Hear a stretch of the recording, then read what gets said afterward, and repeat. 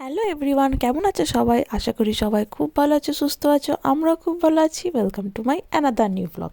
আর এই দেখো, রুদ্রাংশ এখানে এক কাণ্ড করে বসেছে যে ওর বাবা যখন ওকে স্নান করতে নিয়ে এসেছে আর ওর বাথটবে জল পড়ছিল, তো তখন রুদ্রাংশ ওর বাথটবটা উল্টে দেয় আর সমস্ত জল এই দিকে চলে আসে। তো এটা তো কার্পেট, তো সেই জন্য ভীষণ মুশকিল হয়েছে। তো আমার মাথায় কয়েক সেকেন্ডের মধ্যেই ক্লিক করে যায় যে আমি ওর যে ইন্ডিয়া থেকে যে ওর ন্যাপিটা এনেছিলাম, তো সেই ন্যাপিটা পরে ওর এখানে র্যাশ হয়েছিল ভীষণ। তো তার জন্য ওই ন্যাপিটা আর ওকে পরায়নি, তো সেগুলোই ছিল, তো সেইগুলোই খুলে খুলে আমি জাগ করে পেতে দিয়েছি, কিন্তু সেইটা পুরো জলটাকে কভার করতে পারিনি। তো জানি না কি হবে। তো আজকে আমরা একটু বেরোবো, তো তার জন্য এইভাবেই জাগ করে ওকে স্নানটা করিয়ে দিই। তো এখন সকাল মোটামুটি ওই প্রায় 11টার মতো বাজে। তো বাড়িতে যখন ছিলাম তখন বুঝতে পারিনি, তখন খুব ঠান্ডা লাগছিল। তো বাইরে বেরিয়ে রোদ দেখে বুঝতে পারলাম যে বেশ গরম লাগছে বাইরে, তবে অল্প অল্প হাওয়াও দিচ্ছে, যার জন্য অসুবিধা হয়নি। তো এই যা বাড়িতে আমি মসলিনটা আনতে ভুলে গেছি, তাই ছুটে গেলাম মসলিনটা আনতে, কারণ একদম লাস্ট মোমেন্টে সমস্ত কিছু করতে হয়। তো বাচ্চা নিয়ে স্নান করানো, খাওয়ানো, দাওয়ানো, সমস্ত কিছু প্যাকিং সমস্ত কিছু করতে হয় আমাকে একাকে, যার জন্য আমার ভীষণ তাড়াহুড়ো করতে হয়। আর লাস্ট মোমেন্টে তো এটা জাস্ট সোফার উপরেই পড়েছিল। তো যাই হোক, বেরিয়ে পড়েছি।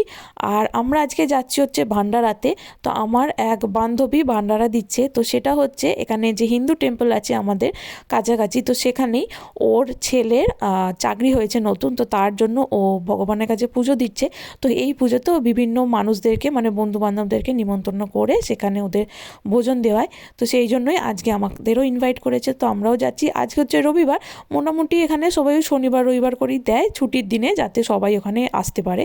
তো এখন তো গরমকাল পড়তে শুরু করে দিয়েছে, আজকে বেশ গরম পড়েছে।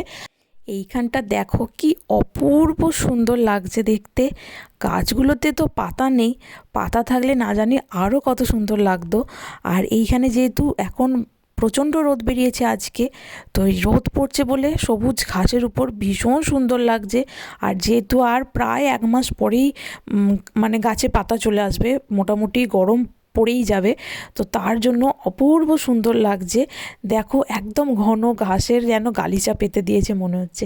তো আজকে আমরা একটা অন্য বাস ধরবো, একটা বাসে করেই আমরা চলে যাব। তো তার জন্য আজকে আমরা একটা অন্য রাস্তা দিয়ে আসছি। এটা হচ্ছে যে লিডিলের রাস্তাটা দিয়ে যে যাই মেন রোডটা, ওই রোডটারই এই দিকটা করে এসছি। তো এইবার রাস্তা ক্রস করে বাস স্ট্যান্ডে ওয়েট করব। তো আমরা মোটামুটি সিটি সেন্টার যাই 62 নাম্বার বাস ধরে। তো তারপর ওইখানেই তারপরে আবার একটা বাস চেঞ্জ করতে হবে যদি আমরা হিন্দু টেম্পলে যেতে চাই। তো আজকে আর ওই জন্য ওই বাসটা আমাদের বাড়ির সামনে থেকেই আসে 62টা। তো আজকে আমরা দুটো বাস চেঞ্জ করব না, আজকে একটা বাসেই চলে যাব। তো তার জন্য এই দিকের বাস স্ট্যান্ডে এসেছি, এটা হচ্ছে বেনটনের বাস স্ট্যান্ড। তো এইখানে 37 এবং 38 যে কোনো একটা ধরলেই হয়ে যাবে। তো এই যে এখানে ওয়েট করছি, তো এখানটায় বেশ রোদ আছে আর কাঁচ দিয়ে ঘেরা পড়ে এখানটায় বেশ গরম লাগছে। যদি বাইরেটায় দাঁড়াই তাহলে হাওয়া দিচ্ছে প্রচণ্ড, তাতে কিন্তু ঠান্ডা লাগবে। তো সেই জন্য এই কাঁচের এইখানটায় দাঁড়িয়েছি, যার জন্য বেশ গরম লাগছে। আর এই দেখো পাশে কি সুন্দর রোদ, আর কত গাড়ি যাচ্ছে। অনেক গাছেতেই অল্প অল্প পাতা আসতে শুরু করে দিয়েছে। এই যে এইবার আমরা বাসে উঠে পড়েছি।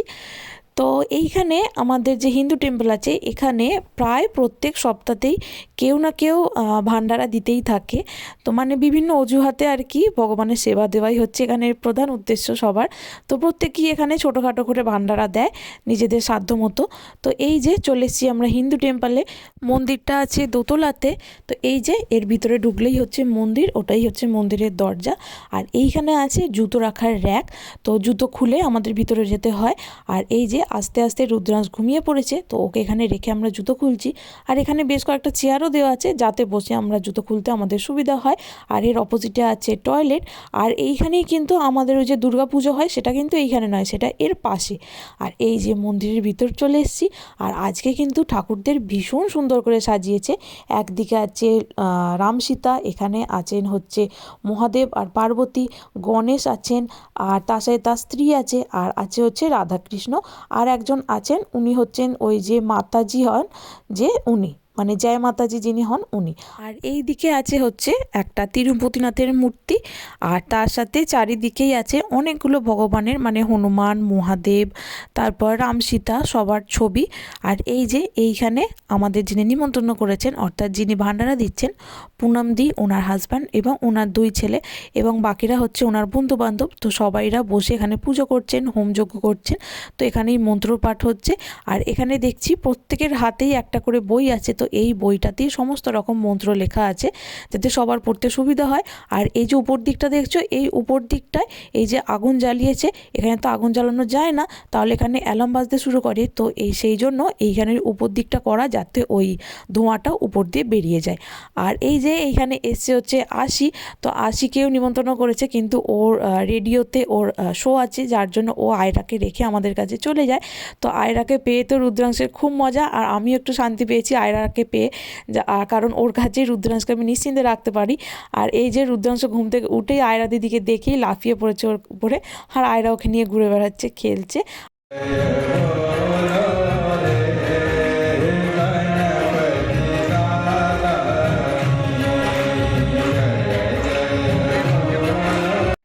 এখানে দুজন পুরোহিত আছেন, তো দুজন পুরোহিত মিলেই সমস্ত পুজো করলেন। আর এবার উনি একটু ভাগবত পাঠ করছেন, মানে আমাদের একটু ভালোভাবে কথা বলে বুঝিয়ে দিচ্ছেন আমাদের সংসারে কিভাবে চলাফেরা করা উচিত, মানুষের সাথে কিভাবে ব্যবহার করা উচিত, আর ভগবানের উপর কিভাবে ভক্তি রাখা উচিত। আমি তো এই প্রথমবার এলাম কারোর ভান্ডারাতে, তো আমার কিন্তু এসে ভীষণ ভালো লেগেছে। তো যাই হোক, এরপর আবার হলে আবারও আসার চেষ্টা করব। তো এখন দেখো কত ভিড় হয়ে গেছে, আগে কিন্তু এত ভিড় ছিল না। আগে যারা ছিল তারা সবাই হচ্ছে নিমন্ত্রিত গেস্ট, আর এরপর যারা এসেছে তারা সবাই হচ্ছেন বাইরের লোক। অর্থাৎ পুজো হলে যেমন আমাদের ওখানে অনেক বাইরের লোক চলে আসেন প্রসাদ পাওয়ার লোভে, ঠিক এখানেও তাই, এখানেও কিন্তু বহু লোক আসছেন প্রসাদ পাওয়ার জন্য। আর এখন মোটামুটি ওই 1টা থেকে 1:30টার মতো বাজে, সেই জন্য রান্টু রুদ্রাংশকে বাইরের দিকে নিয়ে গেছে খাওয়াতে। এখানে এই মন্দিরের বাইরেতে আছে ওর এখানের খাবার জায়গা, তো সেইখানে ও নিয়ে গেছে। আর শুধু রুদ্রাংশের নয়, সত্যি কথা বলতে আমারও খুব জোর খিদে পেয়ে গেছে। তো এই যে চলে এসেছি খাবার নিতে। এইখানে দিয়েছে হচ্ছে আটার 2টো লুচি, একটু ভাত, ডাল মাখনি, মটর পনির, বাসমতি চালের পায়েস, আর বুঁদির রায়তা। তো এখানে কিন্তু প্রচুর বড় লাইন হয়েছে, তো এইখানে লাইন দিয়ে খাবার নিতে হয়েছে। আর এরপরেও যদি লাগে তাহলে আবার লাইন দিয়ে খাবার নিতে হবে। তো তার জন্য আমরা দুজনেই আর গিয়ে খাবার নিইনি, যা পেয়েছি তাতেই মোটামুটি পেট ভরে গেছে। আর রুদ্রাংশকে খাওয়ানো হয়ে গেছিলো, তা সত্ত্বেও আমি যেহেতু খাচ্ছি তাই ওকে আবার কিছু খেতে হবে, তো তার জন্য ওকে আটার লুচি দিয়েছিলাম। আর এই দেখো, আমি বিদেশে এসে আমার একটা ফোনের দোকান খুলে ফেলেছি।